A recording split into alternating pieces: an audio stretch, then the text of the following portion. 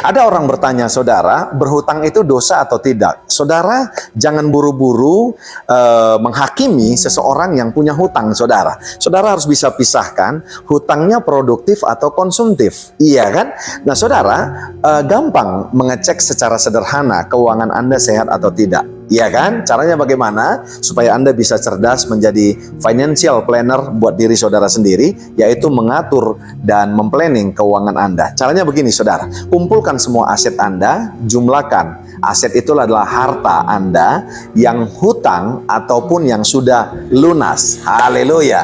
Nah, setelah itu, kurangkan saudara dengan hutang Anda yang saat ini, maka akan dapat aset Anda atau harta kekayaan bersih Anda. Nah, kalau lebih besar hutang Anda setelah dijumlah adalah hutang yaitu tersier, yaitu hutang barang-barang yang bukan produktif, berarti keuangan Anda sedang sakit, saudara. Tapi kalau Anda sedang menyekolahkan anak, saudaraku yang kekasih, iya kan? Anda punya utang, itu namanya produktif. Karena apa?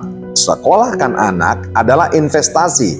Nah, saudara-saudara, bagaimana dengan aset Anda ada, tapi Anda juga punya utang? Saya mau berkata begini, kalau aset Anda jauh lebih besar daripada utang Anda tenang.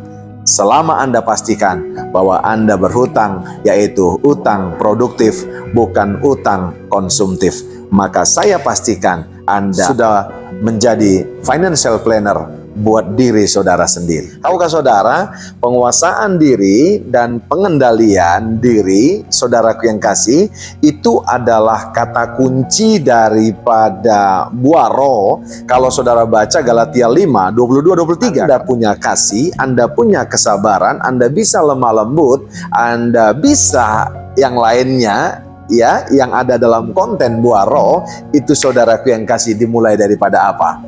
Penguasaan diri. Karena Anda tidak akan pernah bisa mengasihi, memberikan belas kasihan kepada orang lain kalau tidak menguasai diri Anda lewat ego Anda. Tanpa pengendalian diri, maka itu yang bisa merobohkan atau yang menjatuhkan, yaitu seseorang. Amsal 25 ayat 28, saya ambil dari terjemahan firman Allah yang hidup, berkata, orang yang tidak dapat menguasai diri sama tidak berdaya seperti kota yang sudah roboh tembok-temboknya. Tahukah saudara, zaman dahulu kala tembok satu kota itu adalah kekuatan daripada kota itu. Karena apa? Di atasnya ada menara, yaitu untuk memantau musuh yang coba menyerang daripada kota tersebut. Sebab itu penjajah atau musuh yang mau menghancurkan satu kota, maka temboknya dahulu yang dirobohkan. Nah, seperti itulah kita, saudaraku yang kekasih. Kita bisa melihat, saudara, bagaimana seseorang menguasai dirinya. Kita ambil satu contoh bagaimana seseorang menguasai diri dalam hal finansial atau keuangan. Harus bisa membedakan mana want, mana need, mana keinginan, mana yang namanya kebutuhan.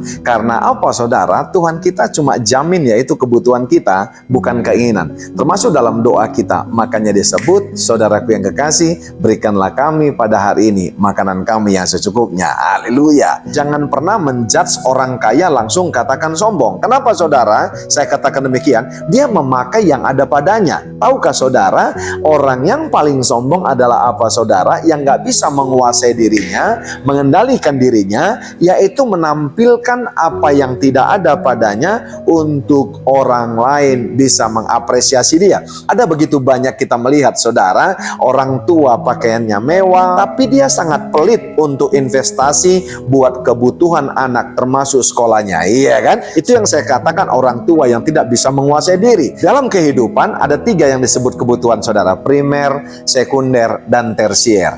Tanpa kita sadari, kadang-kadang saudara, kita hidup di dalam yang namanya tersier. Tersier itu adalah termasuk aksesoris yang kita miliki.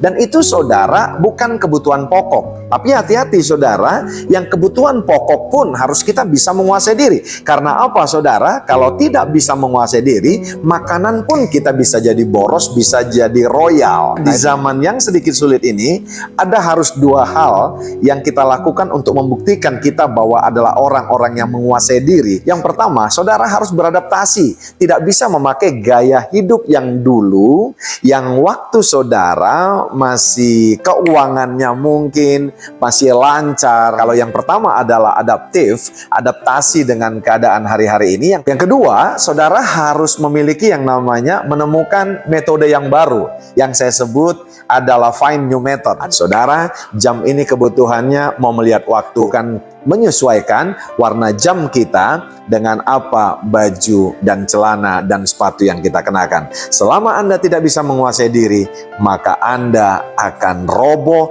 dan Anda tidak bisa akan tegak dalam hidup ini, dan Anda tetap akan menyesuaikan diri dengan dunia. Tapi ketika Anda bisa menguasai diri, maka dunia yang saudaraku yang kekasih menyesuaikan diri kepada Anda. Dari saya Royal Purba, God bless you all.